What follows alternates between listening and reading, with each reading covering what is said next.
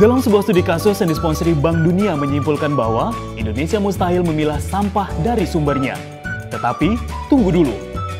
Melalui Partai Ember, Kota Depok sudah melakukan gerakan memilah sampah dari sumbernya. Dan gerakan ini menjadi awal dari gerakan nasional. Kota Depok memiliki luas wilayah sebesar 200,29 km persegi, terdiri dari 11 kecamatan dengan 63 kelurahan. Selama 10 tahun, Kota Depok sudah mengalami banyak perkembangan, baik dari sektor infrastruktur dan juga pembangunan manusia. Pada tahun 2005, jumlah penduduk Kota Depok sebanyak 1,3 juta jiwa, dan pada tahun 2015 bertambah menjadi 2.042.000 jiwa. Semakin berkembangnya Kota Depok, maka produksi sampah pun semakin bertambah.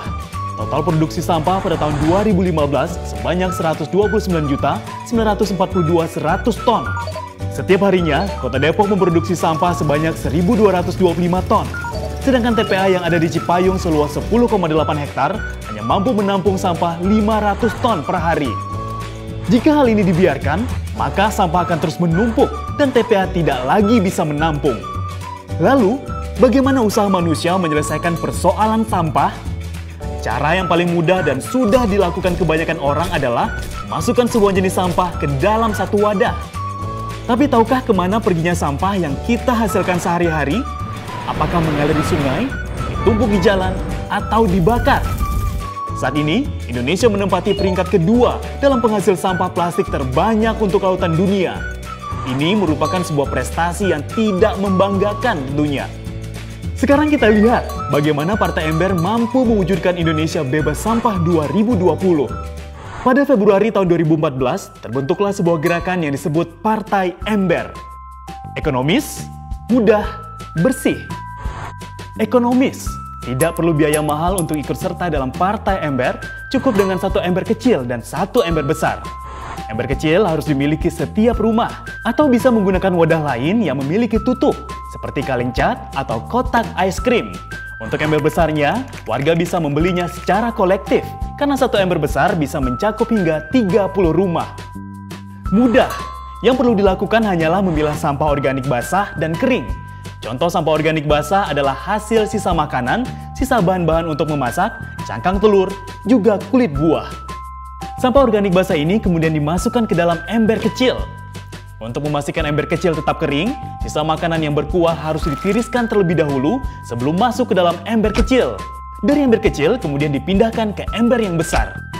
Untuk sampah organik kering seperti daun dan rumput dimasukkan ke dalam karung. Dalam 2 hari sekali petugas kebersihan akan mengangkut ember besar dan juga karung. Ember-ember besar yang diangkut oleh petugas akan dibawa ke UPS untuk kemudian diolah menjadi pupuk kompos.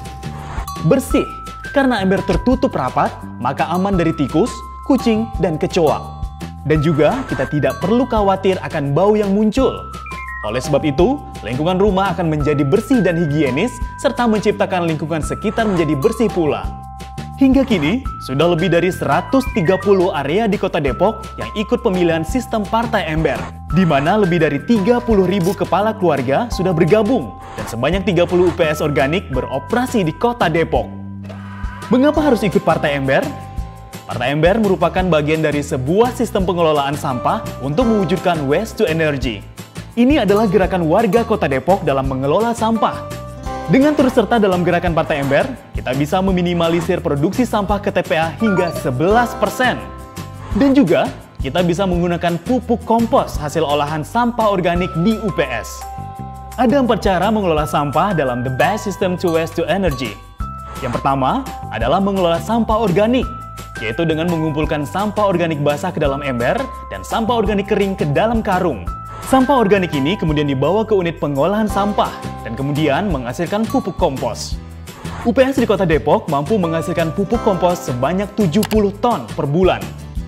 Kedua, sampah non-organik yang sudah dipilah seperti kardus, koran, botol plastik dikumpulkan untuk kemudian dibawa ke bank sampah setiap 1 minggu sekali.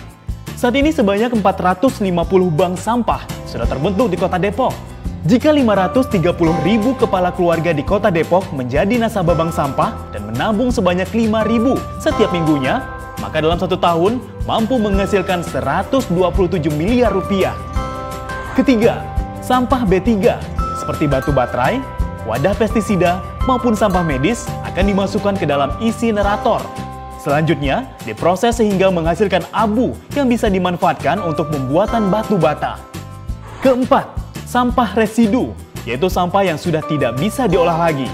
Sampah inilah yang kemudian akan dibawa ke TPA. Dan harapannya, pada tahun 2018, TPA Cipayung akan mendirikan pabrik pengolahan sampah residu sehingga mampu menghasilkan energi listrik. Partai Ember di Kota Depok merupakan gerakan memilah sampah pertama kali di Indonesia.